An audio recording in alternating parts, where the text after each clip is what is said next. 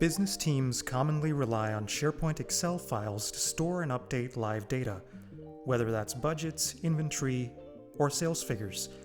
These files are frequently updated in real time by multiple users, making them critical for day-to-day decision-making. Traditionally, bringing this data into an enterprise analytics or data platform like Databricks involved complex workflows using tools like Logic Apps or Power Automate. Those approaches require multiple steps, separate services, orchestrations, and extra resources to pull, trigger, and move the files into your data lake or warehouse. The new Databricks native SharePoint connector changes the game. It allows you to seamlessly and directly connect to SharePoint Excel files and ingest them into Databricks Delta tables with minimal configuration. This eliminates the overhead of additional middleware, reduces latency, and keeps your data pipeline clean and easy to maintain. Business users' live SharePoint data updates are instantly accessible for advanced analytics, ML, and reporting, all within your Databricks environment.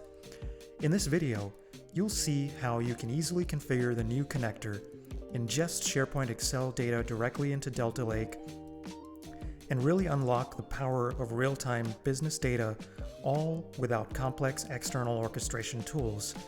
Since this connector is currently in beta, I'll also discuss some of its noticeable limitations and how I think it can be improved.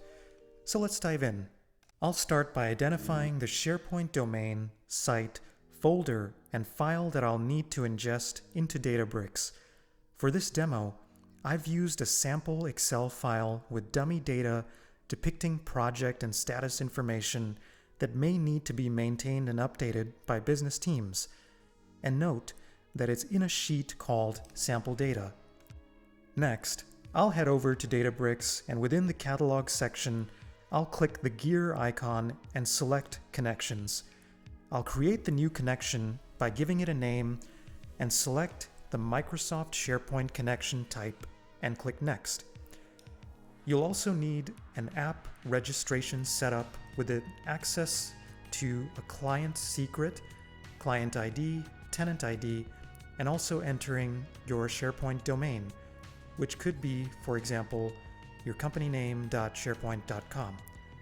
The connection will be able to authenticate to the Microsoft Graph API and will have OAuth scope to read all files. So ensure that your app registration infrastructure is set up with this permission. Once the connection is set up, you can grant multiple principals privileges to the connection depending on their needs. After the SharePoint connection is set up, let's proceed to create a SharePoint ingestion pipeline. This article has good information on how to use this connector, along with sample notebooks that I can also use. So definitely read it to understand the prerequisites and requirements and limitations. Alright, let's head over to Databricks and begin running some of the code provided in the documentation. The first code block makes it easy to manage Databricks ingestion pipelines directly from a notebook. It automates creating, editing, deleting, listing, and starting pipelines using Databricks REST APIs, so you can control and monitor data ingestion jobs programmatically instead of clicking through the UI or handling them manually. So I'll go ahead and run this code first. Now, let's look at how we define our SharePoint ingestion pipeline in Databricks. In this configuration, we specify the SharePoint data we want to bring in. The key detail here is the site ID, which uniquely identifies your SharePoint site. To get this site ID, you simply take your SharePoint site URL and append the /API/site/ID. Then open that in a browser or call it via the API. The response will give you a unique GUID, and that's your site ID. This ID goes right into the pipeline definition, making sure Databricks is connecting to the correct SharePoint site. The pipeline config also sets how data changes are handled. By default, it uses SCD type 1, meaning it overwrites files when they change in SharePoint. You can also opt for SCD type 2 to keep historical versions. useful if you want to track file changes over time. Once you fill in your site ID and connection details, you run this code to create the pipeline, and just like that, you've automated bringing your SharePoint Excel files or documents into your Delta Lake for analysis, removing the heavy lifting and complexity of manual workflows. I'll then run the start pipeline function with the newly created pipeline ID from the previous step to begin running the pipeline. Let's then head over to the pipeline which has been kicked off. Now, what I feel is a current limitation of this beta connector for Excel files is that it extracts all my drive information, which could be significant in size and ingestion duration.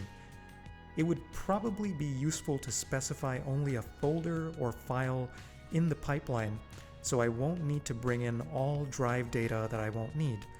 Regardless, in this video, I want to show the capability of the connector and the fact that it does work natively, preventing additional workflows like Power Automate, Logic Apps, and additional hops to Data Lake blob storages. After the pipeline completes, I can see the data is available in my Bronze Documents table. Now, in addition to extracting all drive data, the connector currently also extracts the Excel data in base 64 encoded format. Now, this requires me to write a bit of custom code to decode this data for it to be readable. So I'll head back to my notebook and run this next block of code, which allows me to do a quick check on this table to confirm that my projects and status Excel file is available there. And sure enough, it returns some metadata about the file. I'll then move on to the next step with more custom code. In this next step, we're taking the raw SharePoint Excel file content we ingested in our Bronze table and loading it into Databricks for transformation.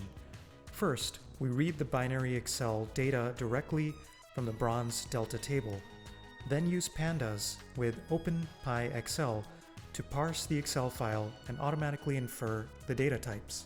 Next, we clean the data by replacing any nulls safely and convert the pandas data frame into a Spark data frame to leverage Spark's scalable processing.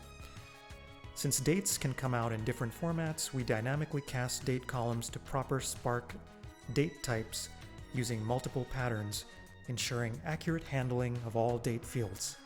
Finally, I'll write the clean data into a silver delta table for downstream analytics. Now that we have the SharePoint data available in a delta table within Databricks, the business value is clear.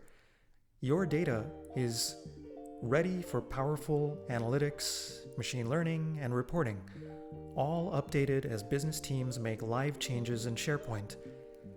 This native integration dramatically simplifies what used to be a complex, multi-tool workflow. That said, the connector has a few limitations to keep in mind. You might encounter token refresh errors that occasionally cause pipeline failures, but it eventually restarts and completes successfully. Also, currently, the connector pulls all drive data and doesn't yet support filtering at file or folder levels, which could mean extra data to manage. Also, you need some custom code to decode the base 64 encoded Excel content after ingestion.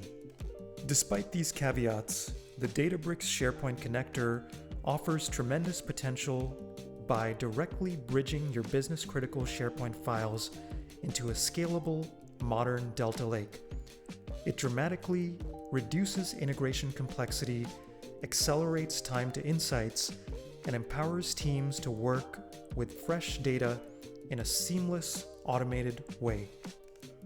I'll drop links to the article and GitHub code in the description. Well, that's all for this demo. Thanks for watching.